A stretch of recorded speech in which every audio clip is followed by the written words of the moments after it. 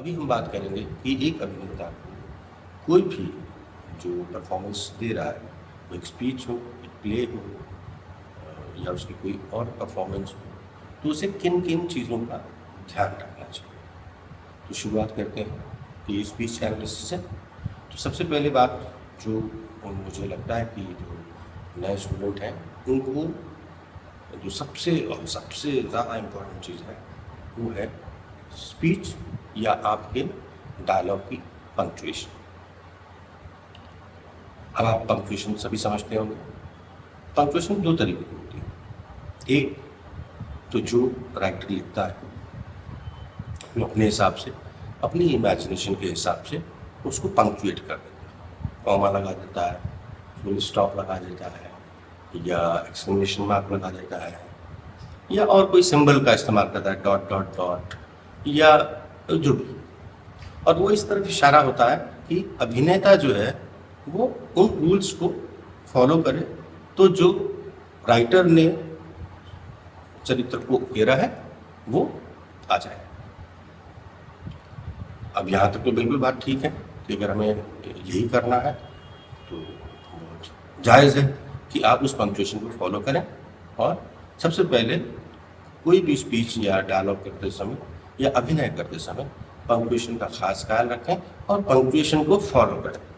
अब मैंने कहा दूसरा तरीका, एक तरीका राइटर का, दूसरा तरीका कि अभिनय जो है वो राइटर को भी थोड़ा आगे लांघ जाता है क्योंकि उसका अपना कुछ कंट्रीब्यूशन है अभिनय का, वो भी कुछ कंट्रीब्यूट करता है उन लाइनों में।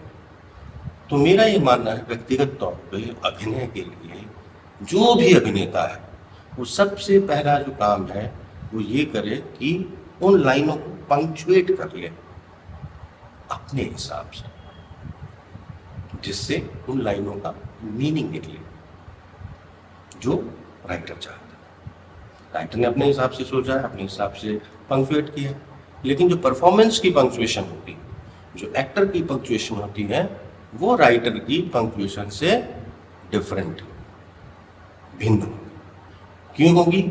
क्योंकि राइटर राइटिंग के हिसाब से पंक्चुएट कर रहा है कि जब दर्शक इसे पढ़ेगा तो वो ऐसे पढ़े, उससे ये मतलब निकलेगा। लेकिन जो अभिनय है वो परफॉर्मेंस है।